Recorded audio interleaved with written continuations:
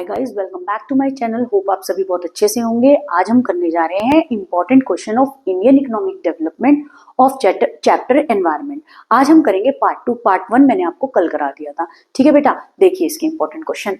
आज जो हम करने जा रहे हैं वो है हमारा ओजोन डिप्लीशन। ठीक है, ओजोन डिप्लीशन करने से पहले मैं आपको बता दूं ओजोन क्या होती है। ओजोन एक प्रोटेक्टिव लेयर होती है हमारी इकोनॉमी के अंदर। ठीक है, और ओजोन डिप्लीशन का मतलब क्या होना, ओजोन डिप्लीट का मतलब डिक्रीज होना, ठीक है, रिड्यूस होना, कम हो जाना। तो it refers to reduction in ozone a protective layer. देखिए ये बात बोल रहे हैं ज्यादा से ज्यादा रिड्यूस हो रही है हमारी ओजोन हमारी इकोनॉमी के अंदर, जो कि एक प्रोटेक्टिव लेयर है एटमॉस्फेयर के अंदर से। इसका मेन कारण क्या है? This occurs due to the excessive use of cooling substances. ज्यादा से ज्यादा कूलिंग सब्सटेंस यूज करने से, जैसे फॉर एग्जांपल एसी और रेफ्रिजरेटर। ये बात बोल रहे हैं ज्यादा से ज्यादा कूलिंग सब्सटेंस यूज करने से, फॉर एग्जांपल एसी और रेफ्रिजरेटर यूज करने से हमारी इकोनॉमी से ओजोन रिड्यूस हो रही है, जो कि एक प्रोटेक्टिव लेयर है एटमॉस्फेयर से। ठीक है, as ozone depletes there is a greater, अभी ध्यान से सुनना, जैसे जैसे ओजोन कम होती जाएगी, जो कि प्रोटेक्टिव लेयर है, greater UV rays, ultraviolet radiation reaching the earth, ultraviolet UV rays reaching the earth which is very dangerous to living organism. जो यूवी रेज होती हैं इसके कारण से कैंसर वगैरह भी हो जाता है बेटे। ये तो ओजोन डिप्लीट होने के कारण ज्यादा से ज्यादा यूवी की रेडिएशन अर्थ तक पहुंच रही है, जो कि डेंजरस है कहीं ना कहीं किसके लिए, लिविंग ऑर्गेनिज्म के लिए। ठीक है, in the recent past, nearly 5% depletion in ozone layer has been recorded, which is an issue of global concern. देखिए रिसेंट पास्ट में ज्यादा से ज्यादा क्या चीज रिकॉर्ड करी गई थी? 5% रिड्यूस हो गई थी हमारी ओजोन लेयर, जो हमने रिकॉर्ड करा था, which is an issue of global concern. ये एक बहुत बड़ा इशू है, ठीक है, ग्लोबल कंसर्न का, याद रखिए बेटा। अब आपका है कॉजेज ऑफ ओजोन डिप्लीशन। कारण क्या है ओजोन डिप्लीशन का? The problem of ozone depletion is caused by the high level of chlorine जो यूज करी जा रही है, और ब्रोमाइन कंपाउंड यूज करा जा रहा है, जिसके कारण इन कंपाउंड्स को यूज करने के कारण ये कहाँ करे जाते हैं पहले भी याद रखना, आपका कूलिंग सब्सटेंसेस में, सच एज एसी और रेफ्रिजरेटर। इससे हमारी ओजोन लेयर डिडक्ट हो रही है, हमारी क्या हो रही है, रिड्यूस हो रही है। ठीक है, तो याद रखना the problem of ozone depletion is caused by use of high level of chlorine or bromine. ठीक है, the origin of these compound is CFC, chlorine and fluorine, which is used as cooling substances. cooling substances जो use करे जा रहे हैं किसमें, AC और refrigerator में। ठीक है, main effect of ozone depletion क्या है? As a result of depletion of the ozone layer, more UV radiation comes to earth. बहुत ध्यान से सुनना, जितनी ज्यादा ओजोन लेयर डिप्लीट होगी, रिड्यूस होगी, ज्यादा से ज्यादा यूवी रेडिएशन आपकी अर्थ पे होगी, जो ज्यादा से ज्यादा डैमेज किसे करेगी, लिविंग ऑर्गेनिज्म। ठीक है, जो जमीन पे लोग रह रहे हैं, अर्थ पे लोग रह रहे हैं ज्यादा से ज्यादा। तो UV radiation seems to be responsible for skin cancer. इसका कारण से क्या हो सकती है, skin cancer in human being. जितनी ज्यादा ओजोन लेयर आपकी डिप्लीट होगी, उतनी ज्यादा बीमारियां हमारी अर्थ पे होगी, such as skin cancer human being के अंदर। UV radiation can also influence the growth of terrestrial plants. ये ज्यादा से ज्यादा फॉरेस्ट को भी क्या कर देगी, खत्म कर देगी, उनकी ग्रोथ भी। याद रखना, यूवी रेडिएशन जब पड़ेगी, जो हमारी अर्थ पे पेड़ पौधे जो हैं, फॉरेस्ट है, उन सबको भी क्या कर देगी, उनकी ग्रोथ डैमेज कर देगी, खत्म कर देगी। ठीक है, आगे देखिए, आगे है आपका सस्टेनेबल डेवलपमेंट। आई होप आपको ओजोन डिप्लीशन अच्छे से समझ में आया। ओजोन डिप्लीशन एक इंपॉर्टेंट टॉपिक है, उसको बहुत अच्छे से बेटा कर लेना। ठीक है, बस याद रखना, it refers to the reduction in ozone protective layer atmosphere से बिकॉज ऑफ यूज, कि क्या एक्सेसिव यूज हम किसका कर रहे हैं, सभी के घर में आजकल एसी है, रेफ्रिजरेटर है। ठीक है, इसका ज्यादा कूलिंग सब्सिस्टेंस यूज करने से हमारी इकोनॉमी के अंदर एटमॉस्फेयर ज्यादा से ज्यादा खराब हो जाएगा, ओजोन डिप्लीट हो जाएगी, जिसके कारण यूवी रेज ज्यादा से ज्यादा अर्थ पे पहुंचेगी, which is a dangerous to living organism. इसके कारण क्या चीज होगा, आपका स्किन कैंसर भी ह्यूमन बीइंग के अंदर हो सकता है, प्लांट भी ज्यादा से ज्यादा ग्रोथ उनकी खराब हो सकती है। ठीक है, ये और एक चीज और हमने रिकॉर्ड करा है, 5% ऑलरेडी ओजोन डिप्लीट हो चुकी है। ठीक है, which is a issue of global concern. Okay, next है आपका सस्टेनेबल डेवलपमेंट। सस्टेनेबल डेवलपमेंट का मतलब है survival for the future generation और प्रेजेंट जनरेशन। तो it is that process of economic development which aims at raising the quality of life. एक बात ध्यान से सुनना, सस्टेनेबल डेवलपमेंट का मतलब है survival, survival present and future development के लिए। तो it is that process of economic development जिसका एम क्या है, रेज करना quality of life of both present और future generation without threatening natural environment.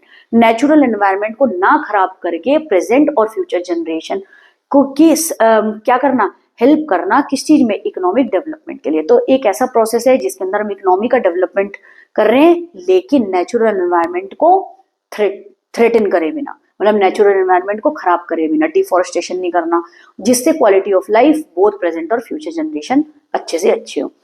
ठीक है। The term sustainable development has its origin in the international, origin कहां से है इसकी, international union for natural resources. इसकी फुल फॉर्म अच्छे से याद करना, IUCN कहां से ओरिजिन हुई है आपका, international union for natural resources, IUCN 1980 world commission strategy report. इसको अच्छे से कर लेना, ठीक है बेटे। और सस्टेनेबल डेवलपमेंट की डेफिनेशन भी बहुत अच्छे से करना। इकोनॉमिक डेवलपमेंट के लिए ये क्या करते हैं, ये क्या चीज है, प्रोसेस ऑफ इकोनॉमिक डेवलपमेंट है जिसका एम है quality of life both present और फ्यूचर जनरेशन की अच्छे से अच्छे करना without threatening what natural environment. ठीक है, नेचुरल एनवायरनमेंट को खराब करे बिना। इट इज द डेवलपमेंट विच, ये डेवलपमेंट कैसे होगा, विच meets the basic needs employment. देखिए ये बात बोल रहे हैं, सस्टेनेबल डेवलपमेंट क्या चीज है, meets the basic needs such as employment generate करती है, food, energy, water, housing facilities of all the people particularly the poor people. ठीक है, पर्टिकुलरली किसके लिए, पुअर पीपल के लिए। तो ये बोले सस्टेनेबल डेवलपमेंट के अंदर क्या क्या चीज होती है, employment generate, food and energy, water, housing of all the people particularly the poor people. It ensures growth of agriculture, ये क्या श्योरिटी प्रोवाइड करती है, एग्रीकल्चर में इंप्रूवमेंट हो, मैन्युफैक्चरिंग में हो, services, all three sectors of an economy ज्यादा से ज्यादा अच्छे हो और मीट करें क्या, नीड्स ऑफ द पीपल। ठीक है, आगे देखें features of sustainable development. Features of sustainable development बहुत अच्छे से इस टॉपिक को करना, वेरी इंपॉर्टेंट। ठीक है, sustained rise in, features of sustainable development क्या, sustained rise in per capita income and economic welfare. Because of this sustainable development per capita income of a person, जो एक साल के अंदर एक पर पर्सन कमा रहा है वो ज्यादा से ज्यादा बढ़ गई और इकोनॉमिक वेलफेयर भी होगा। There should be a sustained rise in real per capita income, यानी रियल पर कैपिटा इनकम क्या होती है, पर पर्सन एक साल के अंदर कितना पैसा कमा रहा है, and economic welfare over time, जिससे क्या होगा, इकोनॉमिक वेलफेयर होगा इकोनॉमी में, जब वो पैसे अच्छे खासे कमाएंगे। ठीक है, rational use of natural resources. Sustainable development does not mean that natural resources should not be used at all. Sustainable development ये नहीं कहता कि नेचुरल रिसोर्सेज को बिल्कुल भी यूज ना करो, it simply shows that natural resources भी रैशनल यूज, प्रॉपर तरीके से यूज करो in a manner such that they are not excessively exploited, कि उनका ज्यादा से ज्यादा उनको एक्सप्लॉइट ना करो। कहने का मतलब ये है, फॉर एग्जाम्पल अगर फॉरेस्ट है तो फॉरेस्ट को इतना भी मत काट दो कि उसको एक्सेसिवली एक्सप्लॉइट करो, क्योंकि because of the forest woods, हमें फॉरेस्ट से नेचुरल ये है, ठीक है, जो हमें free gift as a natural gift हमें मिल रहा है इकोनॉमी के अंदर, तो नेचर से, तो उसके अंदर हमें चेयर हो गई, बेड हो गई, ये सब वहीं से बनवाएंगे वुड्स की हेल्प से ही, तो बोल रहे हैं उसको ज्यादा से ज्यादा एक्सप्लॉइट ना करो। ठीक है, समझ गए, रैशनल यूज मतलब proper use of natural resources करो। फिर है check on pollution. Sustainable development discard those activities which result in environmental pollution. Sustainable development उन चीजों को यूज करने से मना करती है, उन एक्टिविटीज को जिससे एनवायरमेंट हार्म हो, क्या हो, पोल्यूट हो। तो पॉल्यूशन को चेक करते रहना चाहिए। ठीक है, नेक्स्ट है आपका स्ट्रेटेजीज फॉर सस्टेनेबल डेवलपमेंट। अब स्ट्रेटेजीज क्या होता है, देखिए ध्यान से, स्ट्रेटेजीज या मेथड सस्टेनेबल डेवलपमेंट के। देखिए, input efficient technology, we are devise such production technologies which are input efficient, it means output is maximized। ये बात बोल रहे हैं, we are devised to use such production technologies जिससे आपका input efficient, जिससे रॉ मटेरियल ज्यादा से ज्यादा अच्छी तरह से यूज करा जाए और आपका आउटपुट यानी क्वांटिटी ज्यादा से ज्यादा बन के आए। समझ रहे हो, इनपुट एफिशिएंट टेक्नोलॉजी, ऐसी मशीन यूज करी जाए, ऐसी टेक्नोलॉजी का मतलब मशीन ही होती है जिससे प्रोडक्शन आपका अच्छे से अच्छा हो, आपका रॉ मटेरियल अच्छी तरह से यूज हो और आउटपुट ज्यादा से ज्यादा बन के आए। ठीक है, use of environment friendly source of energy. Environment friendly कौन होता है, एलपीजी और CNG gases are cleaner fuel and environmental friendly, ये एनवायरमेंट को हार्म नहीं करता बाय रिलीजिंग डेंजरस गैसेस, ये नहीं हार्म करता एलपीजी और CNG. The use of these must be encouraged in place of petrol and diesel. ये बात बोल रहे हैं, ये the use of these LPG and CNG must be encouraged in place of what, petrol or diesel which emit what, huge amount of carbon dioxide, that is CO2। तो इसकी जगह क्या यूज करें, LPG और CNG। तो यानी बोल रहे हैं use of environment friendly source of energy करना चाहिए, जो कि आपकी LPG और क्या है आपकी CNG। ठीक है, ताकि डेंजरस गैस ना इमिट हो ज़्यादा से ज़्यादा, ठीक है। शिफ्ट टू ऑर्गेनिक फार्मिंग, देखिए ऑर्गेनिक फार्मिंग पे शिफ्ट करो। Excessive use of chemical fertiliser, insecticides and pesticide has raised the crop production. देखिए केमिकल फर्टिलाइजर, पेस्टिसाइड्स और इंसेक्टिसाइड यूज करने से क्रॉप प्रोडक्शन तो बहुत अच्छा हो गया, बढ़ भी गया है, but at the cost of soil fertility which means a loss of production capacity for the future generation. लेकिन सारा सॉइल फर्टिलिटी कहने का मतलब है इंपॉर्टेंट न्यूट्रिशंस जो उसके अंदर है, ठीक है, किसके अंदर, आपके जो ये बात बोल रहे हैं क्रॉप्स के अंदर, वो ज्यादा से ज्यादा खराब हो गए। तो excessive use of chemical fertilizer, insecticide और pesticides has raise the crop production, तो ज्यादा से ज्यादा कर दिया। लेकिन ये क्या चीज है, जो इंपॉर्टेंट न्यूट्रिशन है आपके क्रॉप में, वो ज्यादा से ज्यादा क्या कर दिए, खराब कर दिए, because of fertiliser insecticide use करने से। तो बोल रहे हैं but at the cost of soil fertility which means a loss of production capacity for the future generation, के लिए ये प्रोडक्शन कैपेसिटी सारी खराब हो गई। As a result it is a high time we switch over to organic farming. Organic farming के अंदर क्या होता है, काउडंग्स वगैरह यूज करके, खाद जिसको बोलते हैं, यूज करना, और अवॉइड करना किस चीज का यूज, केमिकल फर्टिलाइजर, इंसेक्टिसाइड्स और पेस्टिसाइड्स, जिसने क्रॉप प्रोडक्शन को तो रेस कर दिया, लेकिन उसके अंदर से इंपॉर्टेंट न्यूट्रेंट